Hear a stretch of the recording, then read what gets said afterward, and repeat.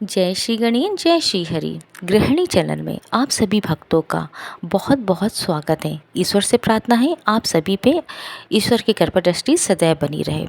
फागुन मास चल रहा है और फागुन मास में हम लोग रोज़ नई कथाओं का श्रवण कर रहे हैं। आज हम लोग उसी संबंध में भक्त प्रहलाद की और होलिका दहन की कथा सुनेंगे और किस प्रकार से भगवान नरसिंह खंबे से प्रकट हुए थे, इसकी कथा का हम लोग आज श्रवण करेंगे। अगर आप इससे पहली बार चैनल पे आए हों तो प्लीज़ चैनल को सब्सक्राइब कर दीजिए और वीडियो को ज़्यादा से ज़्यादा शेयर करके लाइक और कमेंट में जय श्री हरि जय श्री राधे। हमारे इतिहास में ऐसी कई पौराणिक कथाएं प्रचलित हैं जिनकी स्मृति में त्यौहार मनाए जाते हैं। ऐसा ही एक त्यौहार फाग यानी होली है। इसे फागुन भी कहते हैं। होलिका दहन से जुड़ी भक्त प्रहलाद की कथा भी है। आइए जानते हैं भक्त प्रहलाद से जुड़ी कथा।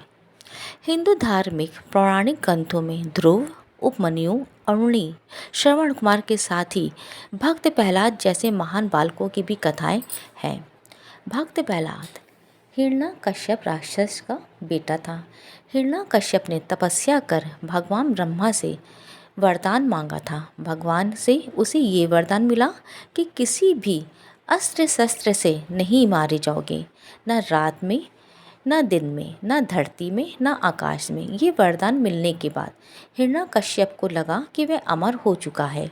उसने अपने छोटे भाई का बदला लेने के लिए देवताओं को परेशान किया। हिरण्यकश्यप ने अपने बेटे प्रहलाद को अध्ययन के लिए गुरुओं के पास भेज दिया, लेकिन राक्षस का पुत्र होने के बाद भी प्रहलाद भगवान की भक्ति में मगन रहता था। बालक प्रहलाद की हरि भक्ति की परीक्षा लेने के लिए हिरण्यकश्यप ने कुछ सवाल पूछे। प्रहलाद ने हिरण्यकश्यप को बताया कि सबसे श्रेष्ठ भगवान हरि हैं, इसलिए वह उनकी ही पूजा आराधना करेगा।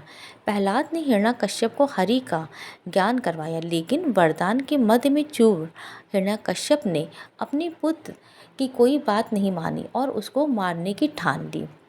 हिरण्यकश्यप ने प्रहलाद को लाख समझाया, लेकिन प्रहलाद ने भगवान की भक्ति नहीं छोड़ी।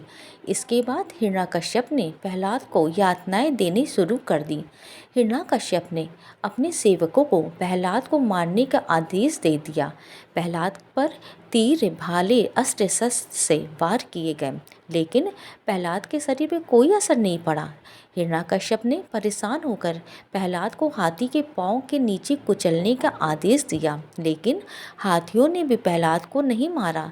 शेर, विष और हथियार का भी असर नहीं हुआ। हिरण्यकश्यप की बहन होलिका भी प्रहलाद को लेकर जलती हुई चिता पर बैठी। होलिका की अग्नि में न जलने का वरदान मिला था, लेकिन उसका वरदान भी काम न आया। उस अग्नि में हिरण्यकश्यप की बहन होलिका भस्म हो गई। इसी दिन से होलिका दहन की परंपरा शुरू हो गई। अब हिरण्यकश्यप ने प्रहलाद से कहा, मैं तुम्हारा वध करता हूँ, देखता हूँ कौन तुम्हें भगवान बचाने आता है। इस पर प्रहलाद ने कहा कि हर कण में भगवान है। हिरण्यकश्यप ने प्रहलाद से पूछा कि क्या खंबे में भी भगवान है। प्रहलाद ने कहा, हाँ, इस खंबे में भी भगवान है। हिरण्यकश्यप में गुस्से में खंबे पे लात मारी। तभी खंबे में से नरसिंह भगवान आकर हिरण्यकश्यप के सामने खड़े हो गए। उन्होंने हिरण्यकश्यप को अपनी गोद में रखा और नाखूनों से उसका शरीर चीर दिया। इस तरह हिरण्यकश्यप अपने वरदान के अनुरूप न पृथ्वी पर, न आकाश पर, न किसी अस्त्र से, न शस्त्र से, न देव से, न मानव से, बल्कि नरसिंह भगवान के हाथों से मारा गया। भगवान विष्णु अपने सभी भक्तों पर सदैव कृपा करते हैं, क्योंकि वो पालनहार हैं। ईश्वर हमारे लिए हर तरह से उपस्थित होते हैं।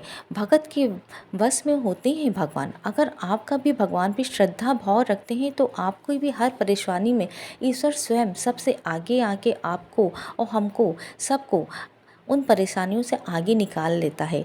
इसलिए हमें हमेशा अपने ईश्वर पे भरोसा रखना चाहिए।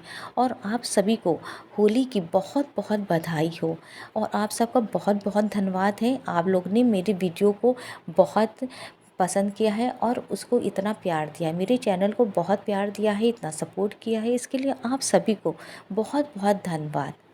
जय श्री हरि जय श्री विष्णु और होली की बहुत बहुत बधाइयाँ हैं सबको।